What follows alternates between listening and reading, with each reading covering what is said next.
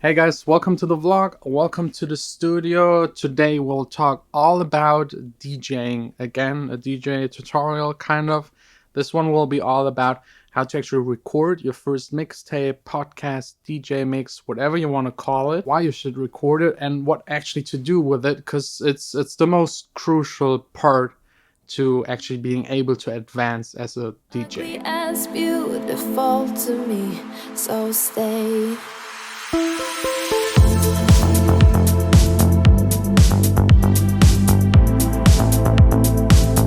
So yeah, first up, why should you actually record your DJ mixes? I think it's a very obvious one, but let's still talk about it. It's really important. You need a mixtape so people actually know what you're DJing, that you're capable of DJing, that you're capable of doing smooth transitions, that you're capable of starting a mix slow and taking it somewhere, kind of telling a story, having like a peak point 2/3 into the mixtape, selecting the right sounds, the right style, and you need that mixtape to prove that you're able to mix, especially if you don't already have gigs. So it's really your entrance to getting your first gigs. Once you've recorded your first mix, we will talk in a second about how actually to record it and some tips and tricks here and there. You should actually send it out to clubs or to friends, depending on what kind of DJ you want to be. If you want to play in the clubs, go to the clubs, be a guest, talk to them, hand them over your mixtape, send them your mixtape as a download link, upload it to SoundCloud, try to get some plays and some people that actually listen to it. Because if a promoter, a booker checks out your mixtape and you have 5 plays or 10,000 plays, this will definitely change what you will get per night. And it's also a good way to build up a fan base, and your first fans are 100% your friends. Everyone loves mixes, mixtapes. They just press play and have a good selection of music. Normal people that just work, go to school, university, they don't have the time to check out the hottest, newest music every day. That's your task as a DJ, and you can provide this to them in a nice package. That's how I started. Like my first mixtapes, I burned them onto CDs or recorded them to tape and just made 10 or 20 of them, gave them to my friends. They listened to it. They again made copies because someone else was asking if they also had like nice music mixed together. And this way it kind of spread and I got my first gigs actually. Nowadays it's more emails, download links, and SoundCloud or Mixcloud, but definitely have a mixtape ready to showcase at any point. You should do at least 4 per year. That's really the minimum. Make sure that the mixtape is in your kind of style, the style that you also want to DJ. Don't make a mixtape in a style that you are not comfortable playing in front of people. If you're a wedding DJ or something like that, then sure, just make a mix for that as a short demo. There will be, of course, way more mixed music and different kind of styles than for a straight up 2-hour deep techno tech house club set. Don't start doing too fancy things like, I don't know, doing mashups live and stuff like that. At the beginning when you're starting out, no one wants that. They just want a DJ that just works, just plays music, doesn't do anything fancy, makes straight up mixes from one song to another, seamless as much as possible, and doesn't scream into the mic or does anything like that.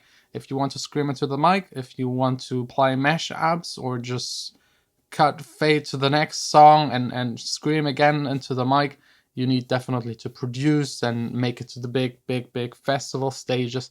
That's a whole nother level. If you're there, I don't even know why you're watching this video. If you're not there, keep it simple, keep it straightforward. People won't complain if you make every transition simple and smooth. If you start doing fancy stuff that is just annoying, people won't listen to it. You should be 100% able to beat match, understand your equipment, have your songs selected. So for example, for me, wait, let me just get so yeah, I got here on my computer in iTunes a playlist with like 20-30 songs that I want to have in my mixtape. Then it's really important to get them into the right order. Think about your first track. It should be like the smoothest, maybe the slowest, the most calm kind of song. Because that's actually also how you will DJ in a club. You start calm with the dance floor empty. And you want people to start dance and kind of drag them onto the dance floor and like slowly build up your DJ set. So for example, if you play big room EDM banging stuff, you should maybe still start with maybe tech house, housey kind of stuff. maybe with a little bit more vocals just to get the girls on the dance floor. Once they're on the dance floor, everyone is on the dance floor, and then you can start kind of progressing into the harder kind of stuff and see if the people still kind of take it. And all of this that applies to the dance floor 100% also applies to your mix. The mix is usually just more compact. If you DJ somewhere, it could be a 2-hour to 6-hour set. Your mixtape should be around an hour, maybe an hour 20. That's like the classic format, because that's what actually fits onto a CD. So once you got your playlist, the order, it's of course time to head over to your DJ equipment and start DJing. So then you just start your mix. You could make an intro for it, but that's really not important. I think most people that are club owners, promoters, they won't listen to your mixtape from start to finish. They will skip into 3-4 sections, listen for the song, see if the style fits, maybe check 2 or 3 transitions to see if you can actually mix. So you need to nail every single one. If you make a mistake, don't worry. It's totally fine to cut your mix at a certain point and like glue it back again together in the computer later on. But try to make it as close to what you're actually able to perform live. Because if you hide that you actually can't mix, if you cheat and you get booked, it will be really, really a big mess and very embarrassing. So yeah, don't fake it. If there's like one mistake in there, or maybe someone calls you, you have to grab something, go somewhere, yes, stop it, cue a little back, play again, and then match it on the computer again later on.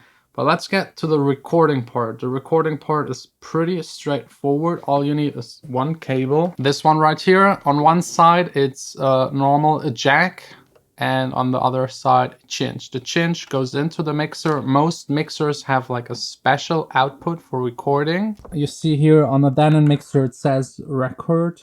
This output is the right one. It has the fixed volume, so it doesn't change. No matter what you do with the master, no matter what you do with the booth, it's always like a constant output. This is best for recording. You of course can change the volume of the songs with your input gains to make the 2 songs equally loud, but the output won't affect it. So even if you're DJing in a club, you can still use the master to control the loudness in the room. You can use the booth for your booth monitors. So that's basically what you're listening to not have like a delay between the sound.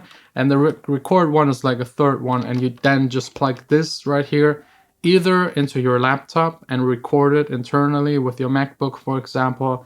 You can with QuickTime record the input. It's the same as basically putting in a mic in there. You could connect this to a sound card, the sound card then again to a MacBook. I personally actually use this little device right here just because it's way cheaper than a MacBook, and if someone steals that or pours beer on top of it, and this happens a lot, trust me, it's not such a big mess. So you just plug it in here. You got here the mic input, plug it in, hit record, and then just leave it there and do your DJ set. This Denon setup doesn't have it, but I think the Denon, I think it's S4, like this compact all-in-one controller. It can directly record into the controller, so you don't need the cable, you don't need the recorder. You just hit record on your touch screen and it records it and saves it onto your USB stick. And then the next step is actually dragging it back into your computer. You need a software to tweak your mixtape a tiny bit to be able to compete. First of all, the loudness, and if you need to setting like cue points for a CD so that you can actually skip through the tracks. We'll show you how both of these are done right now. So I dragged in what I recorded into Logic. I'm just using Logic because that's what I'm producing my music with, so I'm very familiar with it, but you can do it basically with any audio kind of software that lets you cut audio and change it a bit. Every DAW will definitely work, and there's some way simpler tools. Just drag it in there, and then you should maybe try and test it with Span. It's like an analyzer that will show you the average loudness of the song. Unfortunately, I can't play you any of the sounds, so just imagine music being played because YouTube will otherwise block it. So at the moment we can see that the song is hitting around minus 15 dB RMS, so that's already pretty good. You want to make sure when you record your set to record it low, so that even if there's something really loud, it doesn't clip. You want to prevent clipping 100%. you could now go in here and automate the volume. If, for example, one of the songs is louder or quieter, or sometimes this happens to me, I get louder and louder with every single track. In a club, that's kind of cool, that's what you want to go for. But in a mixtape, you want to keep it like equally loud throughout, so you can readjust it just by automating the volume on the song. Once everything has like basically kind of the same volume, you can also just do it by hearing, you don't need the analyzer. Then you should definitely apply a limiter. The limiter makes sure nothing is clipping. Just put it on there, do nothing with it. If your mix is too quiet, then yes, you can lower the threshold and make the sound louder this way. So you can see now we're hitting now at -9 dB RMS, which might be a little too hot. So let's put it down again. I try to hit it right around -10 dB RMS. You could also slap a compressor on top, but if you do so, then make sure it doesn't do a lot. Like something right here with 4 dB of gain reduction is way too much.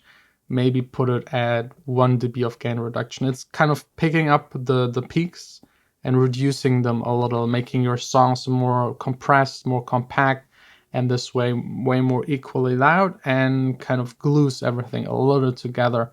But be careful with that, because the songs you're using, they were already mixed, they were already mastered. So this step is really just to get your mixtape up to loudness. If you want to burn it onto CD, if you really want to do that, or like cut the tracks and mark them, because I think now on SoundCloud you can actually upload a mixtape, but every song separate. So you have to make sure that from one song to another there isn't a gap. You basically just do it by cutting the song.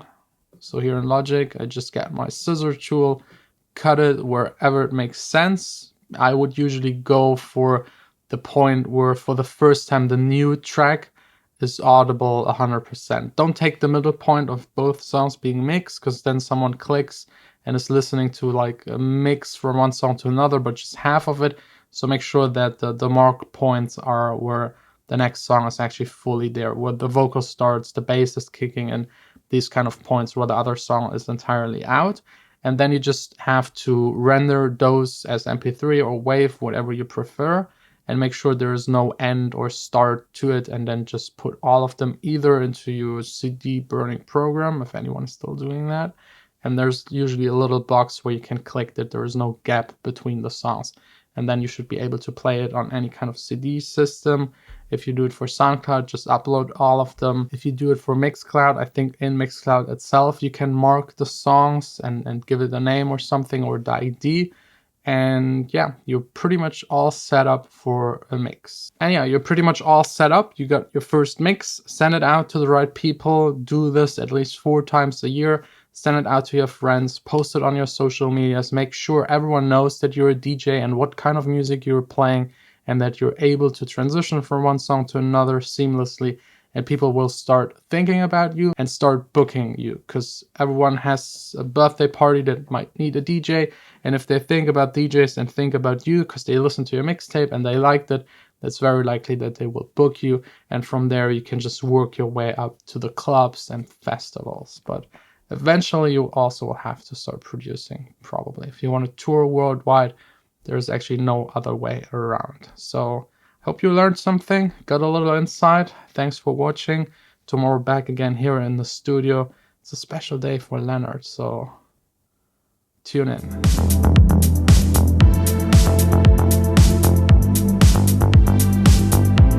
let's run away and see